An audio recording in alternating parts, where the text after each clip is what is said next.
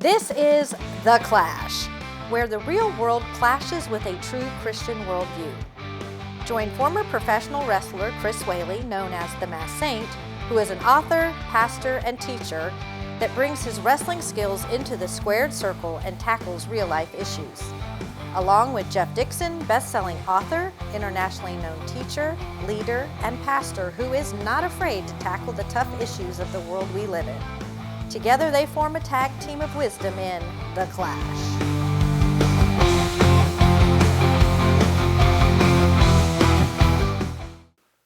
Hi, welcome to The Clash, where we take a Christian worldview and allow it to clash into the culture around us. And when it's done, hopefully we say some things that will encourage, educate, enlighten you, and improve your walk with Jesus in this adventure called faith. I'm Jeff Dixon. I'm sitting here next to the saint himself, the one, the only, my doctor, Chris Whaley. Chris, how you doing? Man, just super duper. Yeah? Looking forward to today. We always do. Yeah, today's going to be fun because, you know, man, I got problems. No. I do. Really? Yeah, I got problems. I got problems. Yeah. Yeah, we should do an episode about that. I think this is it. Oh, this is one? Yeah. It's Your one. timing is perfect. Help me with my problems. Yeah, and I got a question about that. Okay. Because we're going to deal with this, I'm sure, throughout this episode. But it is this. Jeff, if God is all-powerful, Okay. and He is, He is. why doesn't He remove all of our problems instantly? Wow. Well, Chris, you have 29 minutes to tell us how. Why? Oh, no, it's going to be longer than that. Yeah. Well, you know, that's sadly today, there are some churches and pastors, and they preach as if, hey, if you come to Christ, all your problems are going to be solved, and, you know, you're going to win the lottery, you're going to do this, and everything's going to be fine and hunky-dory, and that's not it. You know, I mean, Jeff, I got to tell you, the roughest days I've had have been since I've come to know Christ. Okay. You know, before that, it was a cakewalk. Sure. But I've had some rough days since then. Have you? Oh, no doubt about it. Now, and of course, you're not alone. I mean, we're both kind of in the same boat there. And I guarantee you that if you're watching the show, you know exactly what we're talking about. And so the great news is that we're going to take an honest, biblical, Christian look at problems. Mm-hmm. And how do you navigate them? Because again, you're right. I mean, God can do anything. So any problem you've ever faced, God could eliminate just like that. Mm-hmm. But He doesn't. Yeah. And that doesn't make Him any less God.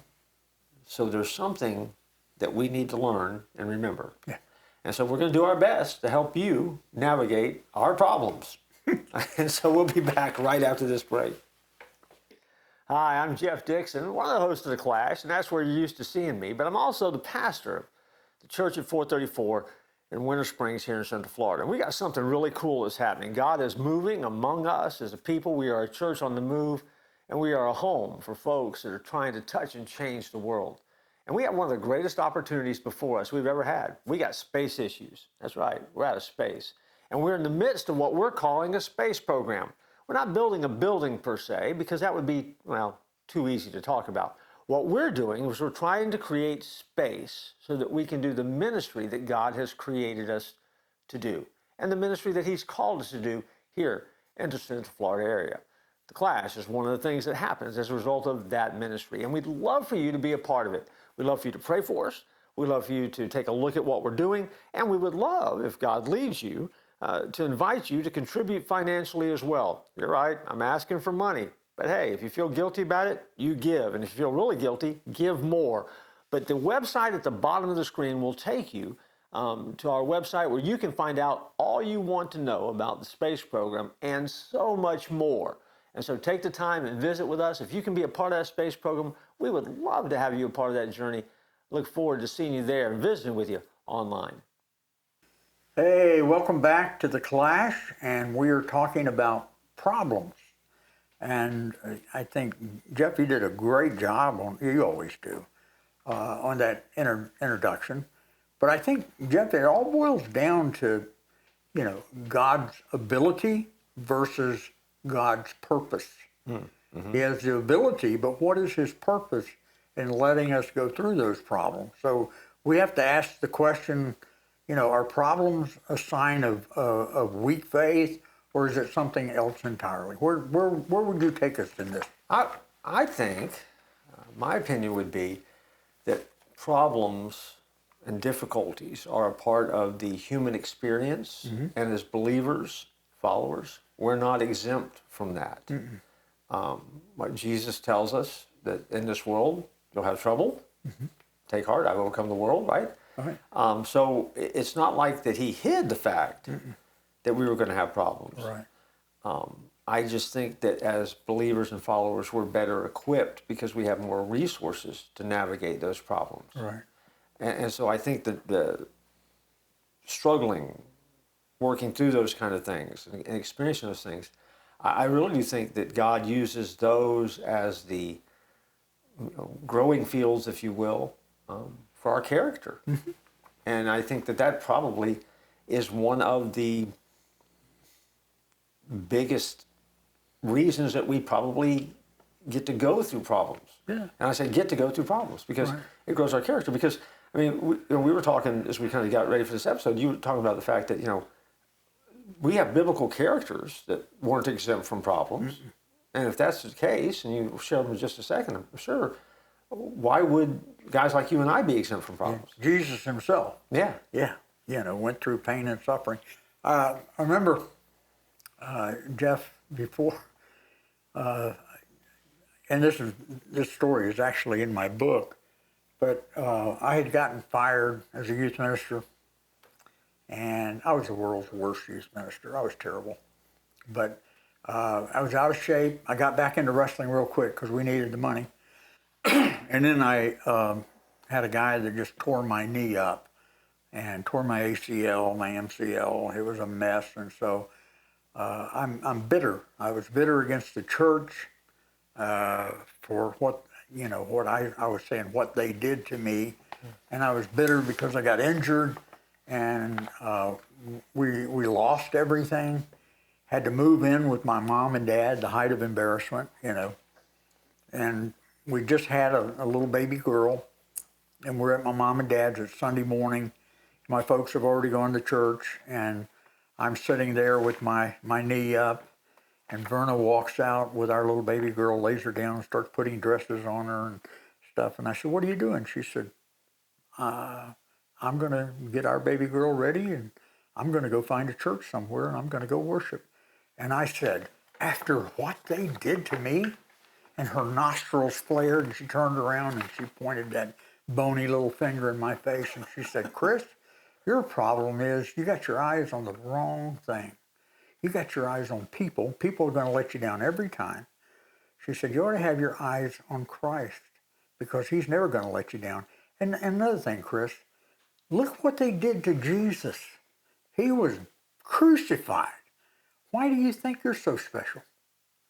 Boy, that was humbling. I bet. That was humbling, and it has helped me to deal with some of my problems. So I didn't mean to get off on that. But no, that's a great story. Yeah. Why get Verna in here? Oh yeah, that would be great. Yeah.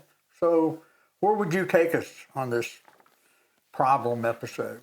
Well, I mean, I think it's where we're at is a great place to start, because again, for anybody that's listening, you're going to have relational struggles. There will be financial struggles. There's going to be job struggles. There's life change struggles, whether it simply be the act of aging, parenting, kids moving out of the house, moving back in the house, grandkids out of the house or back in the house. Add to it health issues, and then on top of that, if you're going to be a follower, I mean, there might be some moments where your faith is going to be tested. You might discover some moments where you're going to be persecuted for your faith. You might have those moments where your faith is going to just butt up against this real world that we live in, and none of us are exempt from that. I mean, that really is, I think, the takeaway that lays the groundwork for anything else we talk about. Nobody is exempt. And if you've never experienced a problem, I want you to email us and tell us who you are, because we need to pray for you because you're a liar. You have experienced problems. We all have, and none of us are going to be exempt. And so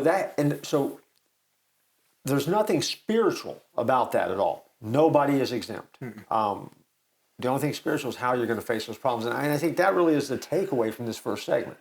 And so, if that's true, and it is, where do we go from there? Do you think? Yeah.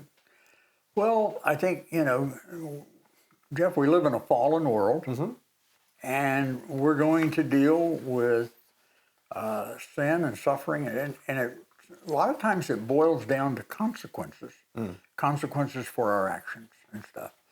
So, the great thing is, like Verna said, get your eyes off of people. People are going to let you down every time.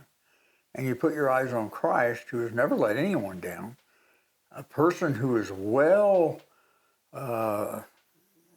he knew what suffering was.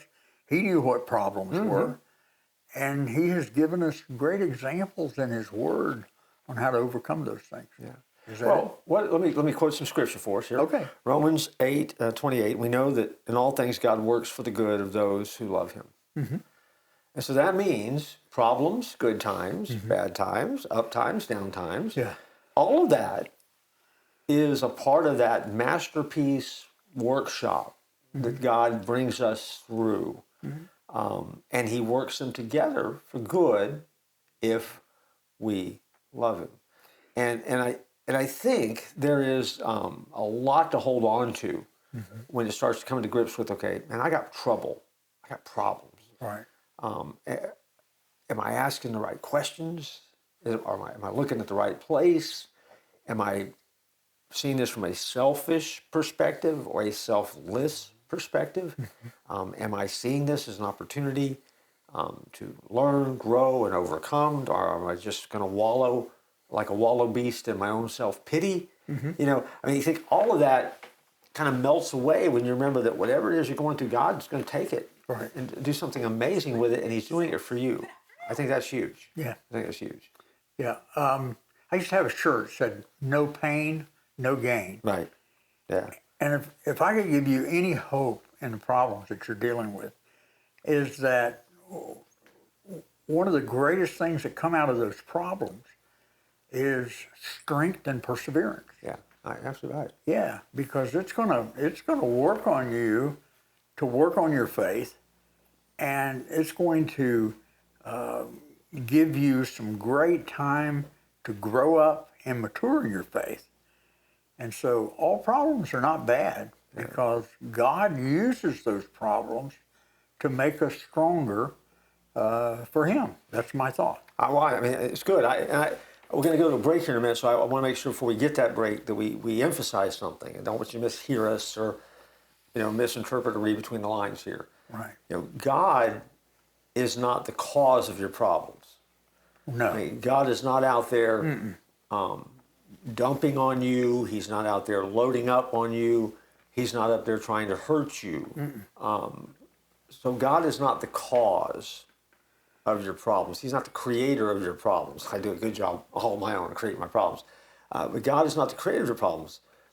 But he does promise to be with us in the midst of those problems. I will never Because leave you started, as we were kind of talking about this segment, we live in a fallen world. Right. So the fallen world is the reason there's trouble, problems. We all have to go through it. So God's promised us, even though he is not the cause of the problem, it's his presence in the problems. And because of that, then we get to face them differently. Right. And that's where we get back to that all things work together for good for those who love him. Right. And I think that's significant. And before we go to the break, we want to make sure you really do understand what we're talking about here. Everyone has problems. You have them, we have them. We're not exempt. And you know what? It doesn't matter what the problem is. If it's a problem to you, it's a problem. And so it's not a contest to see who has worse problems. You can always find somebody worse off than you are, but in the midst of that, we can rest assured that God is there. Maybe we should take a break and let them ponder that while we try to sell them some stuff. Okay. Okay? All right. We'll be right back. Jeff, did you ever in your wildest imagination think that one day we would have this great TV show called The Clash, and you could actually buy T-shirts and stuff that had The Clash on? Did you ever think that possible? Yeah, when I was 3 years old, I had a vision. You did? That was going to happen one day. No, I'm just kidding. I never thought about that. So. Hey, it's just awesome, man. I mean, of course, the tagline, "Don't tap out." Yeah. On the hat. Look at that. Yeah. And then on the back of the hat, it's got The Clash. And I don't know, what you got? Well, I've been sitting around thinking about, how could you think about The Clash 24 hours a day and at the same time hydrate? Oh, wow. This cup right there, look at there. How awesome is that? That's a mini tumbler right there. Wow. But you could get a coffee cup. You know what? I need to get one of those to pour the coffee into it so it keeps it. You also could get a mug though. If you're a mug guy, you can get a mug. Yeah. You get a big taller tumbler that you can walk around. And so when you're walking around drinking stuff with our logo on it, people say, "What is The Clash?" And they could tell you all about the TV show. So you need to look at that little QR code down at the bottom of your screen, and you just get your camera, your phone out, you put it on camera, and you look at that, and a little thing will come up, and you touch that, it takes you right to the store. It's so easy, even I can do it. There you go. Hey, welcome back to The Clash. We're talking about problems. And, it's an amazing thing, Jeff. The Bible does not hide struggles and problems. No. It highlights it. It really does. It does. And Christianity is not an escape from problems. Christianity is the strength through those problems. Yeah. And I think you got some great things to share with us in the second half, and I just want you to take off and let's ride that pony. I'll ride the pony, but Yeah. I think, and again, I certainly, and I know you'll agree with this. I come from a church perspective. I'm a churchman, right? I mean, church is the bride of Christ. I really do think one of the most underappreciated and perhaps undervalued resources that we have for dealing with problems is the community and family of God that God puts us in. The church. I mean, I think the church really becomes our lifeline in the midst of problems. People, I think, sometimes use those problems as a reason to turn away from God or run from God. Right. I heard a long time ago advice that I've always held to, don't let your problems or struggles cause you to run from God. Run to God with those. Right. And so why I run to those is to the church. And I think that Galatians 6:2 says, carry each other's burdens. And in this way, you'll fulfill the law of Christ. I just think there is an amazing gift and resources that we can find within the family of God that help us as we navigate struggle, problems. Am I just batting at the wind there? No. And I think we should be on the lookout as people in the church. We really ought to be on the lookout, and because there's people that come in through those doors every week that just have an unbelievable load on their shoulders. And we as the body of Christ can be a part to help those people who are having those, because we would certainly want it if the role was reversed, right? And so I love that part of the church, is that we should be bearing one another's burdens, like the scripture says. I think if you're in the midst of problems and you're not affiliated with church and all you're doing is watching this show on Abundant TV and a Christian app, you get to a church, find yourself a church somewhere. This is a resource. We're a resource, but we like being a resource, but we're not the church. And I think we compound our problems sometimes. Because let's say we take that advice, okay? I'm gonna get to the people of God. I've got problems, but then we're not satisfied with how the people of God may help respond to those problems. Right. And so let me put a disclaimer out there.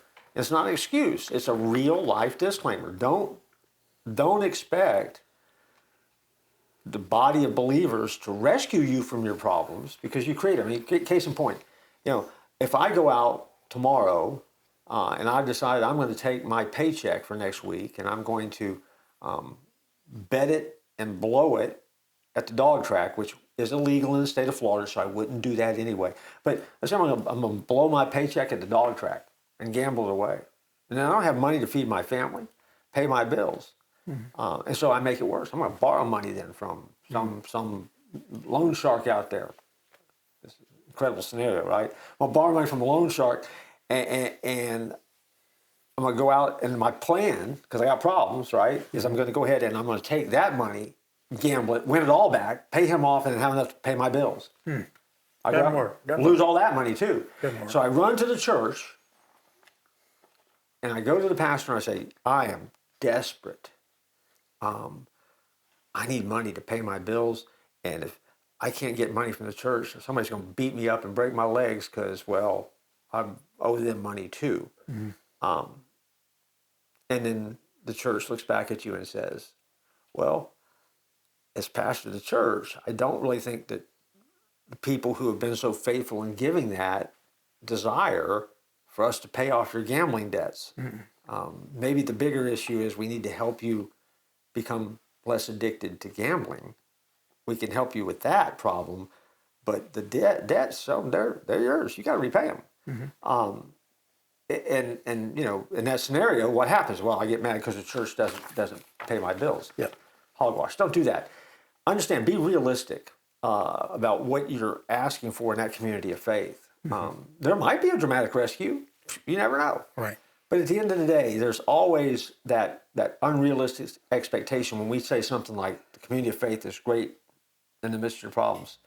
Gotta remember, we're dealing with a fallen world and broken people who are just trying to get a little bit better like everybody else. And so sometimes you're going to find yourself comparing your problems to somebody else and realize, well, maybe I've got problems, but maybe I should be helping them with theirs.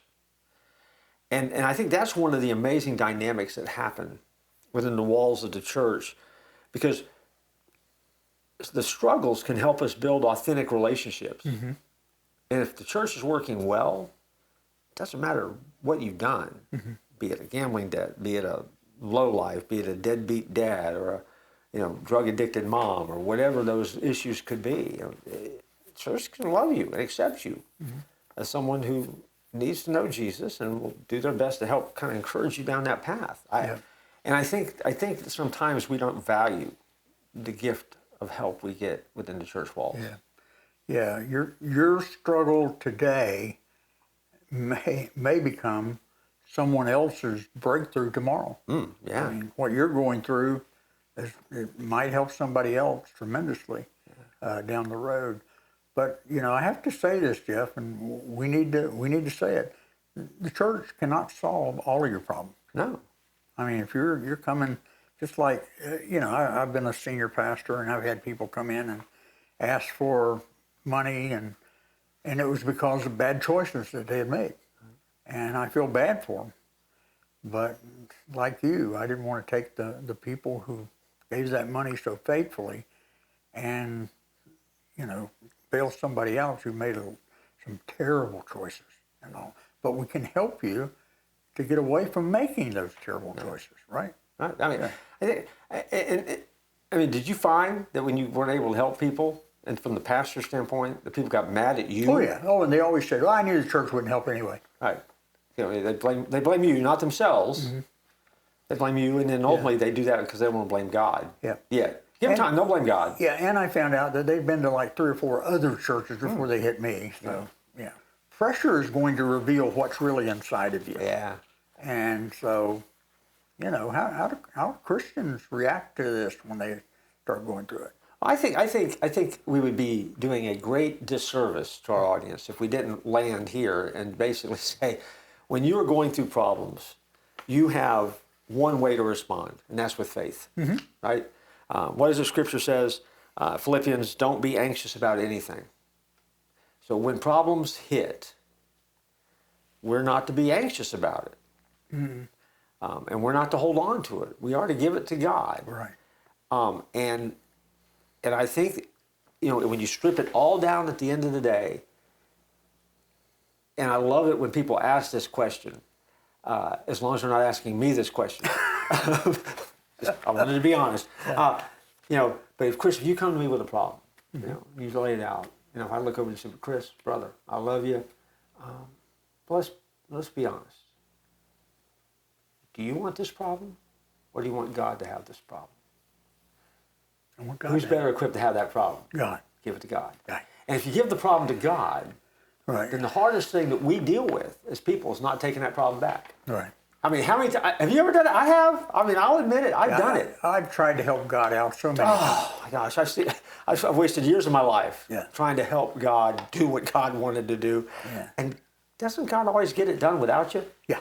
Yeah. Yep. Doesn't need our help. He does not. He does not. But if we, you know, and there's a security in knowing that, I think, and it's a gift. Yeah. I mean, that's part of the peace that he offers to us. Yeah. But oh my gosh, we just stumble over it all the time because when our problems hit, no one has ever faced a problem this big.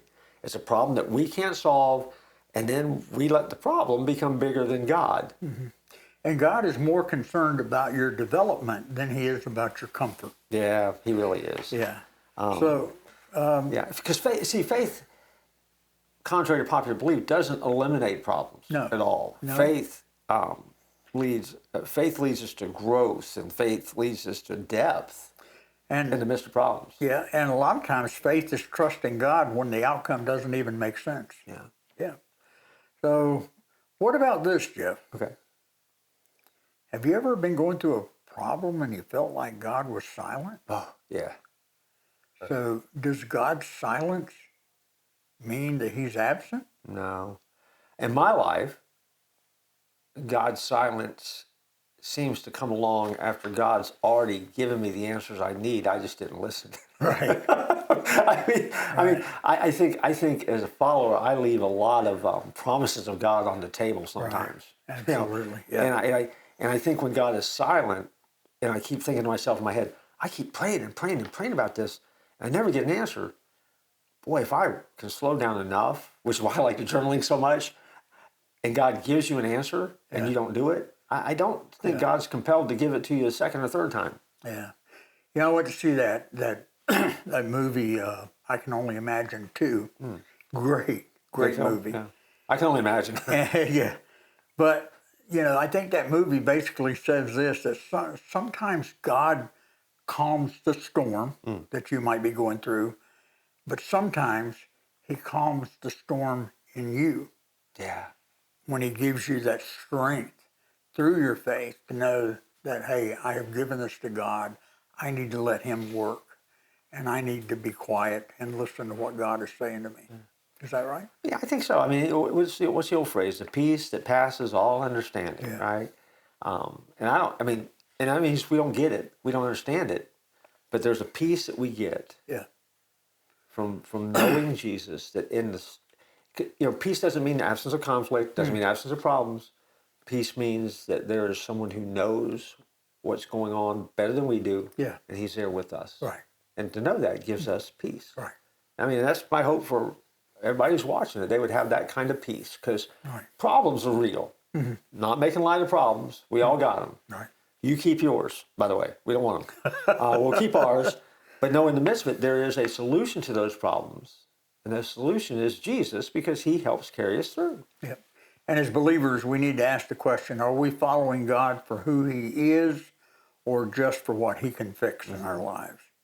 And I think we know that answer. Yeah. Should I take us home? Yeah, we might as well. I mean, we haven't solved the issue of problems, but we haven't even scratched dealt it. with them honestly, I think. And that's good enough, I think. Right. So I want to finish with this. God never promised a problem-free life for you, but he promised a presence-filled life. That's good. Don't tap out.